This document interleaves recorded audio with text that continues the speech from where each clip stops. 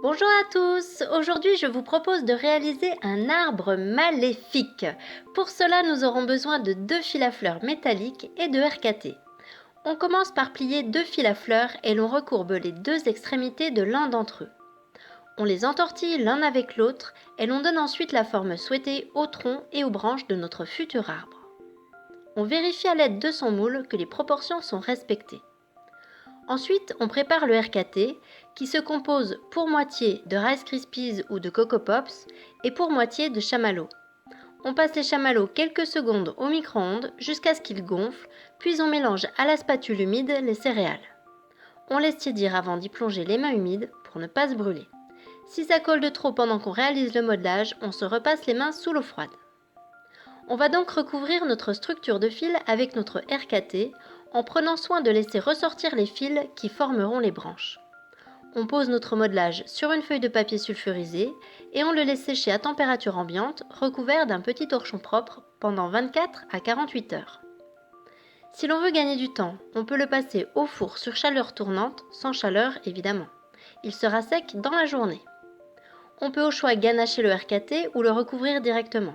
Comme il s'agit d'un arbre, les petites bosses des céréales le rendront plus réaliste. Il est donc prêt à être recouvert. On prépare la pâte à sucre. Pour obtenir du marron, on mélange d'abord du rouge et du vert à proportion quasi égale. Disons qu'on peut mettre un peine plus de vert. Ensuite, selon le résultat obtenu, on peut ou non décider d'ajouter une pointe de noir. On obtient un joli marron chocolat. On étale la pâte grossièrement en lui donnant la forme approximative de notre arbre. On pose la pâte sur le modelage et on commence à la resserrer sur le modelage en repliant les extrémités de la pâte sur l'arrière de l'arbre. Le surplus de pâte sur le bas du modelage servira à créer les racines et à stabiliser l'arbre qui sera posé sur le gâteau. Ensuite, on prépare les branches. On roule des petites boules de pâte en forme de cône de différentes tailles et on les insère sur les fils de fer qui ressortent. Avec un petit ciseau, on vient créer des effets de repousse ou de bourgeon en coupant la pâte à sucre sur les branches et en la soulevant légèrement. On passe maintenant aux yeux et à la bouche de l'arbre. On étale de la pâte à sucre noire que l'on découpe en forme d'yeux maléfiques. On les colle à l'eau, on fait de même avec une bouche en dents de scie, et puis on laisse tranquillement sécher notre arbre sur une boîte pour le surélever et ne pas écraser ses racines.